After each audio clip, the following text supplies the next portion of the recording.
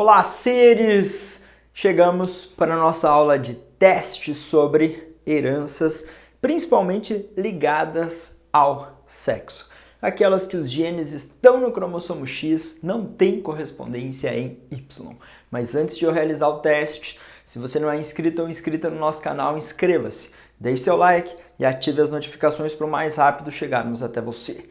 Clube de membros. Temos o nosso clube de membros, você recebe o PDF, você entra no nosso grupo de WhatsApp, tira dúvidas com o sócio, orientação para o seu estudo em biologia, para o vestibular que você foi prestar. Então, se você puder, entre no nosso clube de membros, uma contribuição mínima mensal e esse material tira dúvida e benefícios para você do nosso grande clube de membros. Primeira questão na tela para você. Da UEL, analise a figura a seguir. Tem lá o gameta masculino, o gameta feminino, o cromossomo X de origem paterna, cromossomo X de origem materna no zigoto. Com base na figura e nos conhecimentos sobre a inativação aleatória do cromossomo X nas fêmeas de mamíferos, considere a afirmativa a seguir.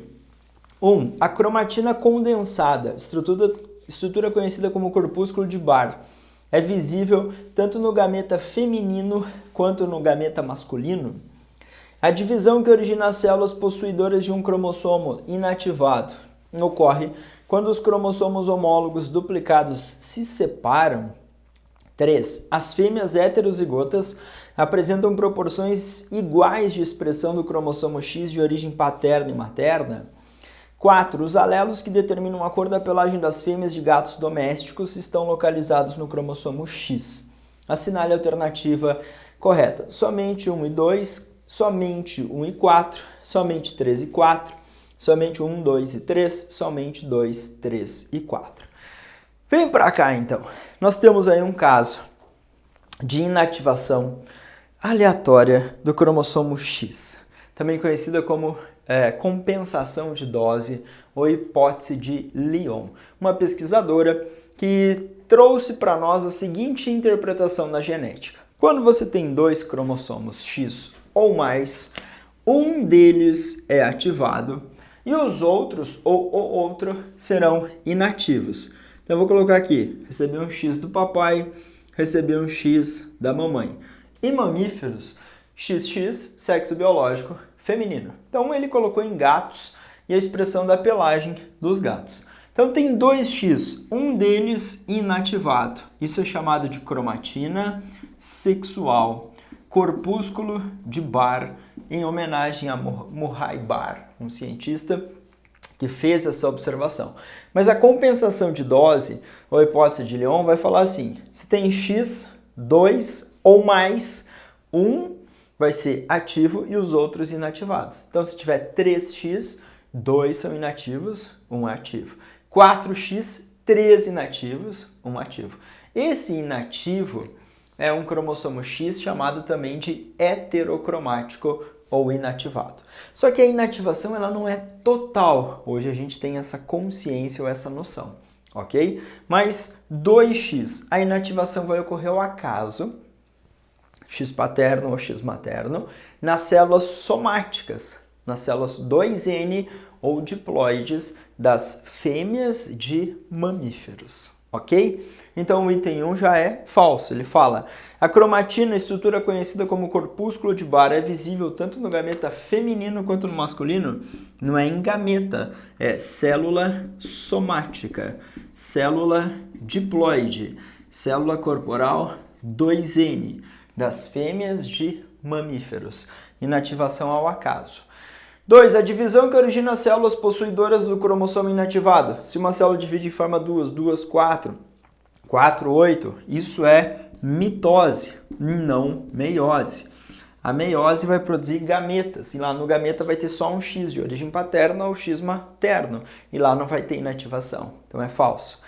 As fêmeas heterozigotos apresentam proporções iguais de expressão do cromossomo X de origem paterna e materna? Teoricamente sim, porque tem um X de origem paterna. Então, se inativar esse X paterno, expressa o X materno. Se inativar o X materno, expressa o X paterno. Então, é 1 para 1. Então, mesma proporção. Os alelos que determinam a cor da pelagem das fêmeas de gato doméstico estão localizados no cromossomo X. perfeito. Então a gente pode ver ali que no gato vai ter, no caso a gata vai ter essa expressão e esse cromossomo X vai orientar essa formação do fenótipo pelagem desses animais. Então nós vamos ficar com a letra C de casa, os itens 3 e 4 nessa questão de número 1 da UEL. Muito legal, questão número 1 da Universidade Estadual de Londrina. Questão 2, eu escrevi o heredograma para adiantar, mas o FMS fala para nós assim: o daltonismo ou discromatopsia é um caso de herança ligado ao sexo e se caracteriza pela incapacidade de diferenciar cores. De certa forma, não prejudica gravemente seus portadores. Em mulheres, manifesta-se com um par de genes no cromossomo e no homem por um gene apenas, uma vez que esses genes localizam-se no cromossomo X e não têm correspondência no Y. Maria tem visão normal, porém seu pai é daltônico. Ela e seu companheiro Pedro, daltônico, decidem ter uma criança que não seja afetada pela discromatopsia. Diante do exposto, assinale a alternativa correta. Letra A. O casal não pode ter criança de visão normal? B. Os filhos serão normais, pois a mãe é normal. C. 50% das filhas serão normais, portadoras do gene para o daltonismo. D. O casal não terá filhas daltônicas. E. Maria é homozigota. Então vem para cá. Pelos dados que ele colocou para nós, essa é a Maria. O pai da Maria é daltônico, então ela é X. O pai é XDzinho Y. A Maria não é daltônica, então o genótipo dela é XDzão, XDzinho. Casou com seu esposo, XDzinho Y. Então, eu coloquei no quadrinho de Punnett. Tá aqui a Maria, XDzão, XDzinho. Tá aqui o esposo, XDzinho Y. XDzão, XDzinho. Uma filha portadora, um filho não daltônico, ou normal para o daltonismo, uma filha daltônica e um filho daltônico, ok? Então, colocando no quadrinho. Letra A, então, para nós é falsa.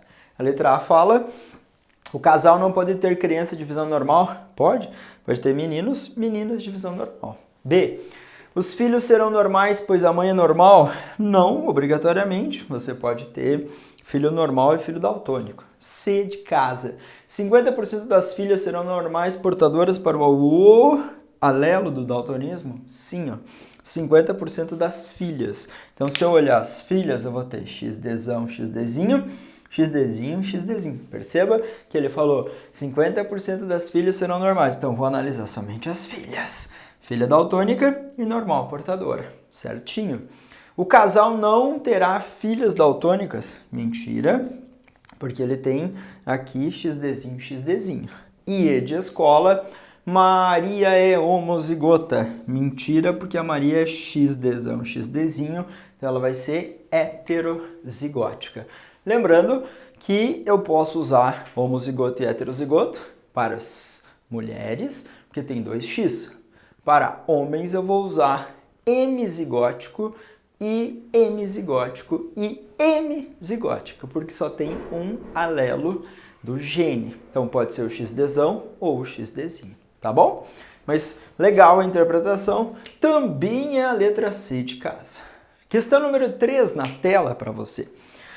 BAG tem 19 anos de idade, parda natural de Patos, Paraíba. Deu entrada no Hospital Universitário Lauro em setembro de 2019. O paciente tem história de equimoses, hematomas progressivos por todo o corpo há 10 dias. Os exames laboratoriais mostraram hemácias 2.370.000 por milímetro cúbico, hemoglobina de 7,4, hematócrito 22, plaquetas 340.000, proteína C reativa 23,3, dosagem do fator 8 4,3 e o valor de referência era 50 a 150%, demonstrando deficiência no fator 8 da coagulação. A paciente foi diagnosticada com hemofilia. Baseado na história clínica, caracteriza a herança genética que determina a hemofilia. 1. O alelo do gene H codifica o fator 8 funcional e atua como dominante, condicionando o fenótipo não hemofílico. 2. Homens com genótipo XHzinho Y e mulheres com genótipo XHzinho XHzinho são, em geral, normais quanto à hemofilia. 3. O alelo mutante H dominante condiciona a ausência do fator 8, sendo responsável pela hemofilia.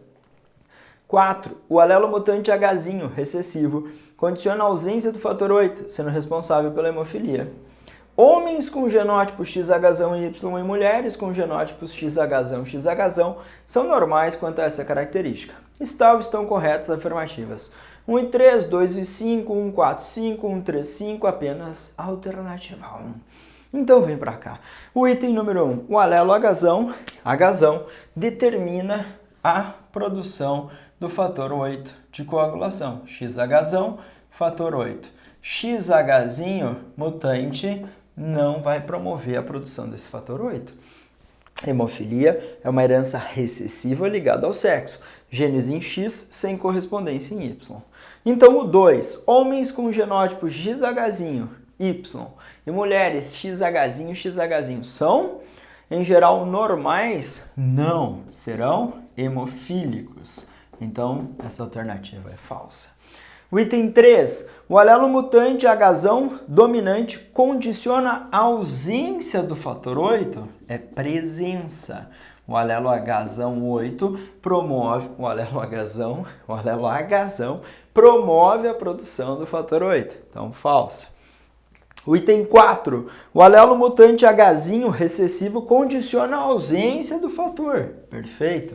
E o 5, homens com genótipo XHzão e Y e mulheres XHzão são normais quanto a essa característica. Então, isso também está certa. Ficamos com 1, 4 e 5. 1, 4 e 5 está na letra C de casa também. Que alegria! Foi sem querer, eu peguei as questões alternativas ou aleatórias que tinham várias versões para você montar heredograma, para você pensar na ativação, inativação, ao acaso do X, para falar em hemofilia, e a 4 para juntar as duas. Muito legal. Questão 4, Mackenzie, São Paulo, na tela. No heredograma esquematizado a seguir, os genes excessivos Dzinho e Hzinho causam respectivamente daltonismo e hemofilia. O casal teve um primeiro filho normal, um segundo daltônico e hemofílico, um terceiro apenas daltônico, um quarto apenas hemofílico. A partir do heredograma e de seus conhecimentos, considere as afirmações aqui seguir. A mulher XDzão, Dzinho, Hzinho. E o homem XDzão, Y, Hzão, Y. Então lá primeiro, segundo, terceiro e quarto filho. Tratam-se de heranças ligadas ao sexo. Os genes D e H estão em situação de linkage e são distribuídos aos gametas de acordo com a segunda lei de Mendel. 3. Apenas a mãe pode transmitir os genes D e H aos descendentes do sexo masculino. 4. Terceiro e quarto filhos são resultantes de crossing over na gametogênese feminina. 5. Não considerando o crossing over, o casal tem 25% de chance de ter uma quinta criança com daltonismo e hemofilia. Estão corretas apenas 1 e 2, 12, 13 e 4, 13 e 4, 1, 2, 3 e 4, ou 1, 4, 3, 4 e 5. Caraca, é uma questão muito da hora da Mackenzie, São Paulo. Então, ele colocou aqui, eu adiantei as condições. XDzão, Dzinho, Hzinho. Percebe que está no cromossomo X. Então, eles estão em linkage, eles estão ligados. O item 1 fala, trata-se de heranças ligadas ao sexo? Sim, são heranças ligadas ao sexo e elas estarão no cromossomo X. Estão no mesmo cromossomo e estarão em linkage. Linkage era ligação, genes no mesmo cromossomo. O 2. Os genes D e H estão em situação de linkage, estão distribuídos nos gametas de acordo com a segunda lei de Mendel. De acordo com a segunda lei de Mendel está errado. Porque de acordo com a segunda lei de Mendel ia rolar segregação independente. Então eles iam ter que se separar. Mas não dá para separar o Dzão do Hzão, porque ele está no mesmo cromossomo. Então faz de conta que esse é o cromossomo X, e aqui você tem o Dzão e aqui o Hzão.